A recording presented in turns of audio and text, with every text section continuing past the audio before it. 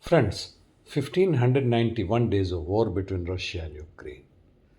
And there are news from Middle East, Iran as well, which I am going to talk.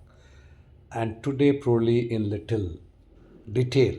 A couple of days earlier, Russians carried out large scale of air attack with drones, sea as well as airborne missiles or weapon systems on Kiev.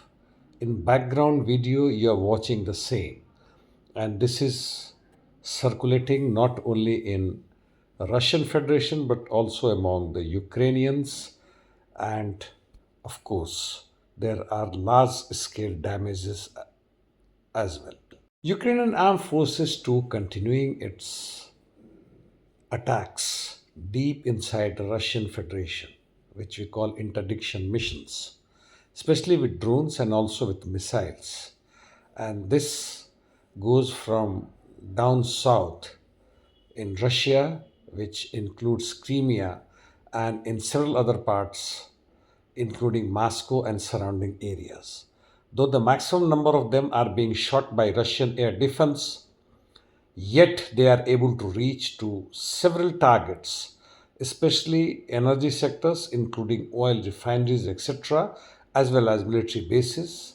And Russia blames Ukraine that it is also hitting several civilian targets. On ground, situation remains by and large similar, which we are watching since last couple of months.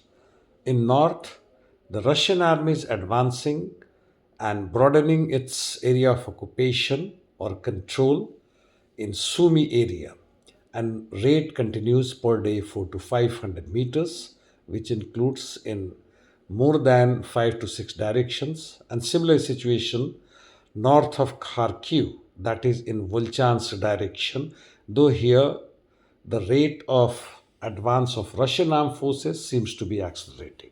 In Kupiansk also Russians are making their gains.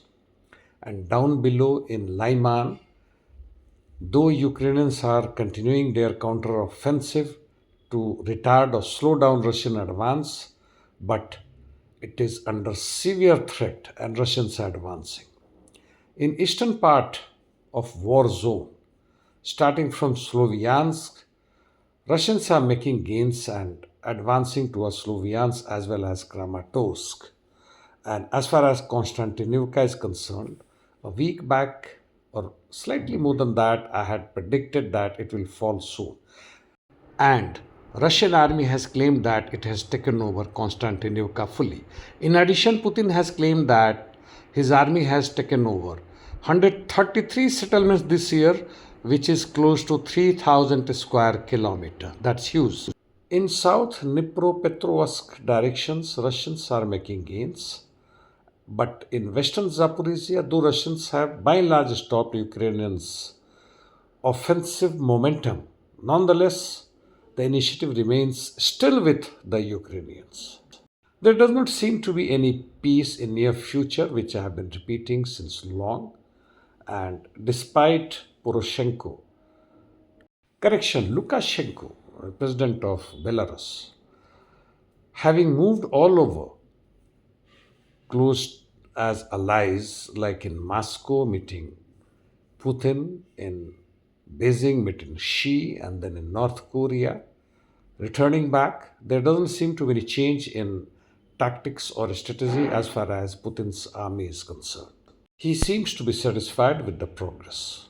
And European Union, NATO, they are continuing bleeding Russia as much as possible, and in which USA is also part. Their aim since Biden era, since the war started, or even before that, continues that they must defeat Russian Federation strategically so that it doesn't rise again, and its vast resources and territorial land must be under its control.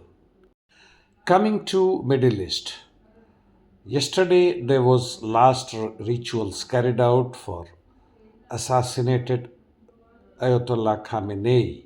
Lot many foreign delegates did visit, but nonetheless it was not expected from European Union except few of the countries like Bulgaria, and similar was with India.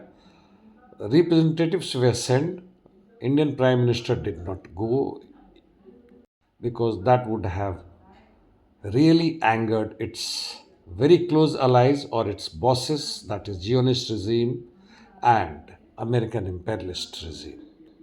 The climate continues to burn. European Union seeing this, watching this. In France, it may be little exaggerated on social media. Nonetheless, there are deaths due to high temperature, crossing 40 degrees centigrade, feeling maybe even much higher.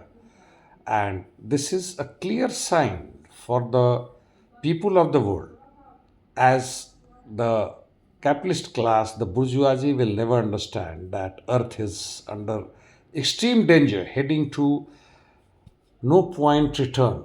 Sorry, no return point from where it will not remain a living Earth, probably only one in the entire universe. India continues to seethe against massive corruption by the ruling class and exploitation and plunder by the few selected bourgeoisies, the capitalist class, the monopolies and oligarchs with the help of the present fascist regime. Situation is turning out from bad to worse. If this continues in next a decade or maximum two, India will look like some of the African countries where massacres took place, genocides took place. May not be as bad as Palestinians, but no one knows what is going to happen unless the course of the history is changed by the conscious advanced section of the working class under the leadership of its revolutionary parties. Despite all this negative and doomsday forecast, India remains one of the most favorable country in the world with its largest population in the world, a huge territory surrounded from two sides or even three sides by the ocean. For Full Time Revolution. Thank you, friends.